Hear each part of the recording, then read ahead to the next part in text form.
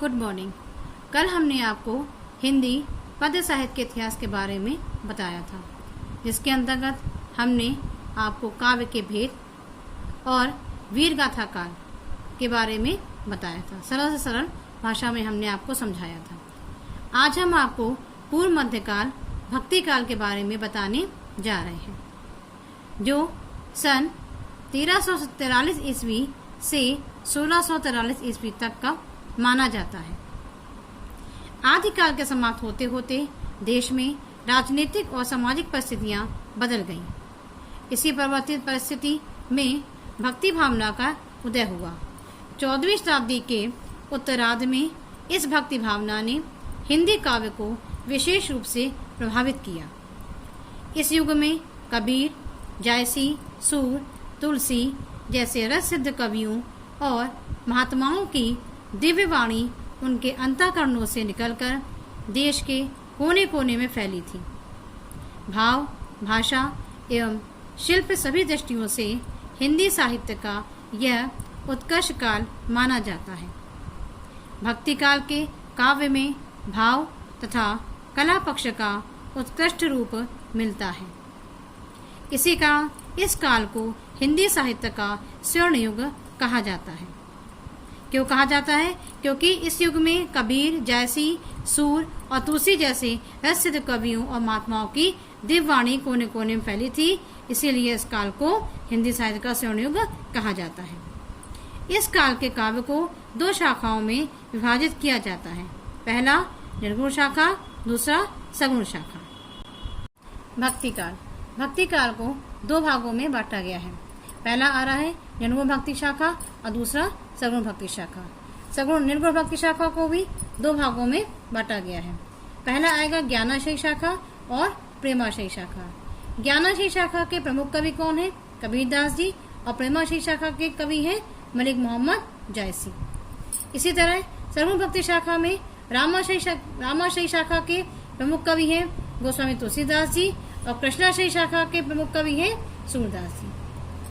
अब निर्गुण भक्ति शाखा, इसमें ब्रह्म के निराकार स्वरूप की उपासना की विधि अपनाई गई है। ज्ञानाशयी शाखा के प्रमुख कवि कबीरदास हैं। प्रसिद्ध कवियों में संत रैदास, नानक, दादू, मलुकदास, धर्मदास, सुंदरदास, दरिया साहब और चरणदास हैं। इन भक्तों ने साधना के सहज मार्ग को अपनाया और जाति पाति, तीर्थव्रत आदि बाह्य आडंबरों का विरोध किया। इनकी भाषा पंचमेल सधुकुड़ी है, जैसे हम लोग कहते हैं खिचड़ी भाषा। इसकी दूसरी उपशाखा प्रेमाशयी के नाम से प्रसिद्ध है। ये हमने आपको बताया, प्रेमाशयी शाखा। इन सूफी मुसलमान कवियों ने लोक प्रचलित हिंदू राजकुमारियों की प्रेम गाथाओं को फारसी की मसनवी शैली में बड़े सुंदर ढंग से प्रस्तुत किया है। इनकी कविताएं दोहा और चौपाई छंदों में हैं। प्रेम की पीर, विरह वेदना की तीव्रता, कल्पना और इतिहास का समन्वय इन सूफी कवियों की प्रमुख विशेषताएं हैं। इस शाखा के सर्वश्रेष्ठ कवि मलिक मोहम्मद जायसी हैं। इनका पद्मावत हिंदी साहित्य का एक बहुमूल्य रत्न है। निर्गुण भक्ति शाखा की विशेषताएं क्या हैं? निर्गुण भक्ति शाखा की विशेषताएं: पहला, निर्गुण ब्रह्म की उपासना। दूसरा, गुरु की महत्ता। तीसरा, आडंबर एवं भेदभाव का विरोध और रहस्यवादी भावना। सगुण भक्ति शाखा अवतार भावना अथवा ईश्वर के सुंदर मधुर रूप के दर्शन प्रस्तुत किए। इन्होंने जनता के बीच राम भक्ति का प्रचार किया। रामानंद जी की शिष्य परंपरा में गोस्वामी तुलसीदास हुए, जिन्होंने दशरथ पुत्र मर्यादा पुरुषोत्तम श्री राम का शक्तिशील सौंदर्य समन्वित रूप रामचरितमानस महाकाव्य में प्रस्तुत किया। यह भक्ति रामाशयी शाखा के नाम से प्रसिद्ध हुई। यह महाकाव्य अवधि में लिखा गया है। रामचरितमानस की कथा का मूल स्रोत वाल्मीकि रामायण है। इस महाकाव्य में जीवन की समग्रता है। तुलसीदास की रचना का उद्देश्य लोक मंगल की साधना हैं।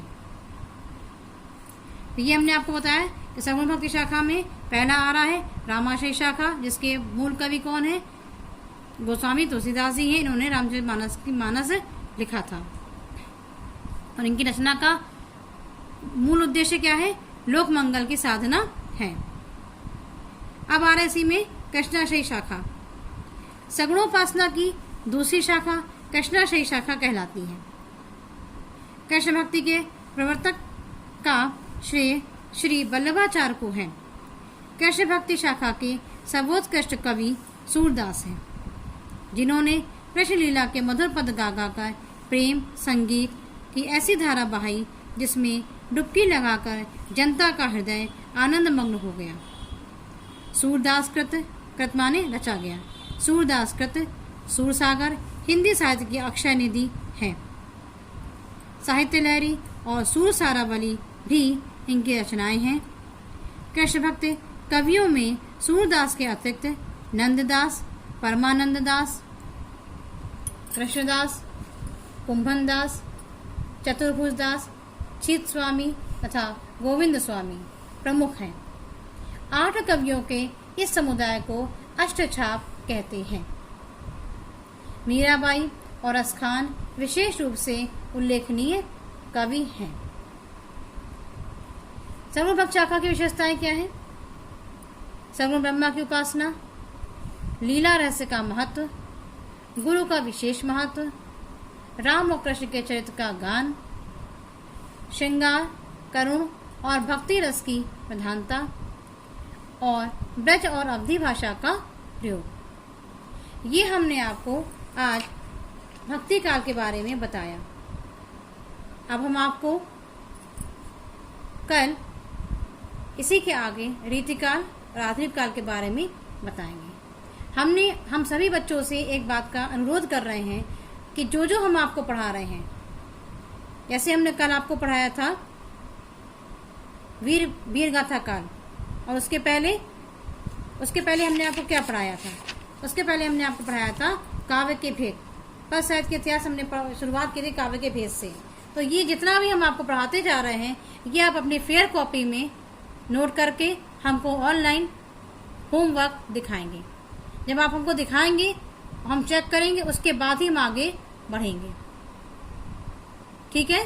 तो सही बच्चे जितना जितना पढ़ाते जा रहे हैं, समझाते जा रहे हैं, हमको कॉपी में पूरा काम करके आप ऑनलाइन चेक कराएं।